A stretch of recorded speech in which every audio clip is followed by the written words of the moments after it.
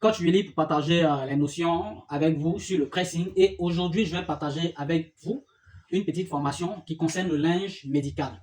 Ce que vous devez savoir, c'est que dans le pressing, que ce soit dans les laveries industrielles, voilà, on va prendre de façon globale, il y a 3 types de linge qu'on traite. Il y a le linge résident.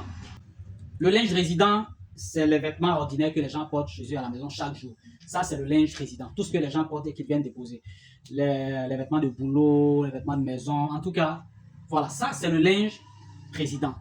En dehors de ça, il y a le linge hôtelier. C'est tout ce qui est couette d'hôtel, tout ce qui vient des hôtels.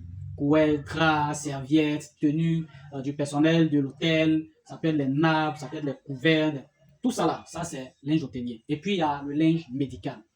C'est ce qui concerne tout ce qui sort des cliniques et hôpitaux. Donc c'est de ce dernier là que je vais vous parler aujourd'hui. Voilà. Souvent, vous pouvez recevoir des linges des agents de santé dans votre pressing. En fait, vous ne devriez pas le faire. Ne le faites même pas. C'est parce que dans nos pays encore, tout est encore mélangé. On ne respecte pas les codes de sécurité, c'est ça. Sinon, le linge médical ne devait pas être traité dans un pressing où on traite le linge résident et le linge hôtelier. Donc, pour le code sanitaire, ça ne devait pas se faire. Le linge médical, c'est un linge qui est exposé à beaucoup de contamination. Ça, vous-même, on n'a même pas besoin d'expliquer ça, vous le savez. Parce que tout ce qui sort des hôpitaux, là-bas, c'est les malades qu'on traite. Il y en a qui vont tousser, il y a des blessures, dans les salles d'opération, il y a du sang, il y a... Là-bas, c'est malade.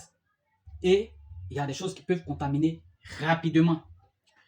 Donc, pour ça, là, le linge médical, là, on n'admet pas ça dans les pressings ordinaires. C'est un linge qui doit être traité dans une structure spécialisée. Quand je dis spécialisée, peut-être que... Mais ça vous dit que où ça doit être fait, là, de façon terre à terre, là.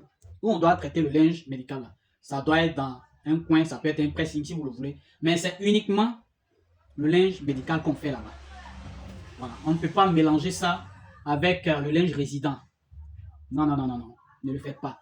Mais si quelqu'un vient déposer, déjà qu'il vient déposer sa tenue de labo, voilà, un agent médical, ne le prenez pas parce que vous n'êtes pas habilité, vous n'avez pas le code sanitaire, vous ne respectez pas les normes sanitaires pour pouvoir le faire. Vous risquez de contaminer les autres.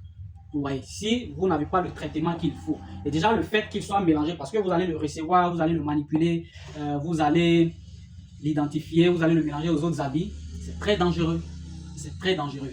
Donc, ne prenez pas le linge médical dans votre pressing pour cette raison-là. C'est vraiment important. C'est vraiment important parce qu'une contamination, c'est difficile à gérer quand ça arrive. Voilà, donc c'était juste pour partager cette notion-là avec vous, pour qu'à l'avenir, vous soyez avertis et que vous sachiez ce que vous prenez dans votre pressing et pourquoi vous le prenez. Voilà.